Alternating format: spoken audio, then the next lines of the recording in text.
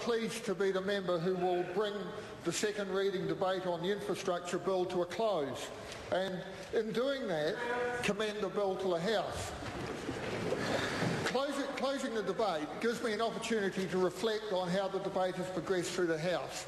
It started with a very, very clear, concise explanation from the Associate Minister, which spelled out very, very clearly the reasons for the infrastructure bill, why it is required, what its significance is, and what it will do for New Zealand. And there is no reason why I should relitigate that.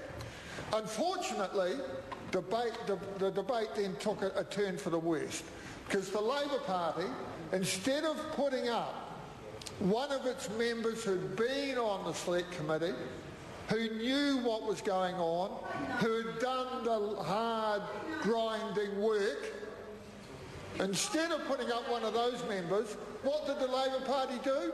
It put up Mr. Shane Jones. Now, we all know, Mr. Speaker, that Mr. Jones is the second assistant to the second deputy, the vice captain of the Labour Party B team. And didn't it show? What an opportunity. Right at the very start of the debate.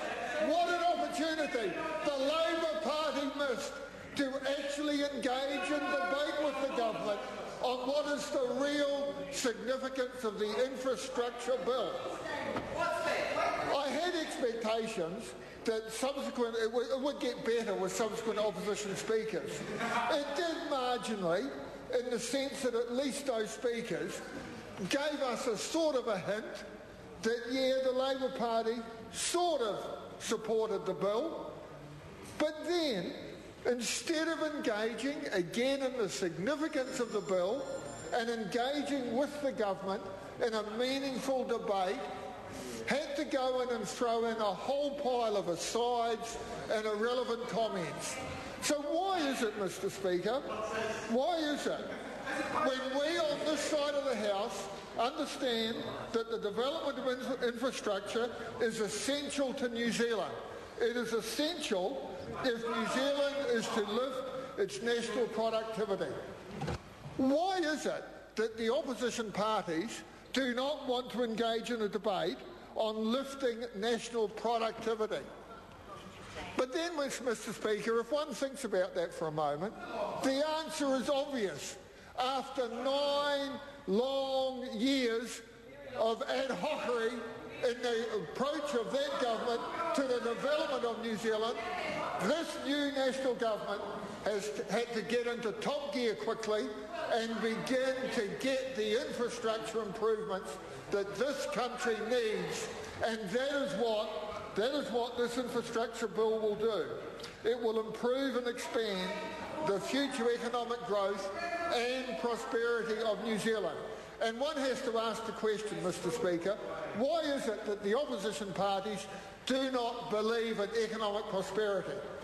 If they do, then they would have engaged in a meaningful debate with the government on the significance of this bill.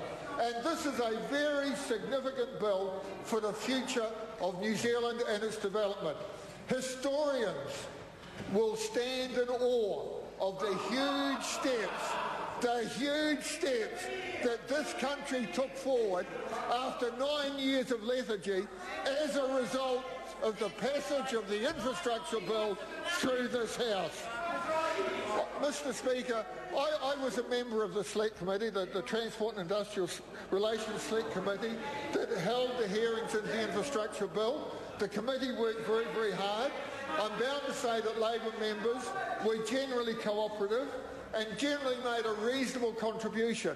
And I have to conclude, Mr. Speaker, by saying that it is disappointing that Labor members on the committee did not bring the same positive attitude to the debate that we've had in this House on the second reading. Mr. Speaker, I commend the infrastructure bill to the House.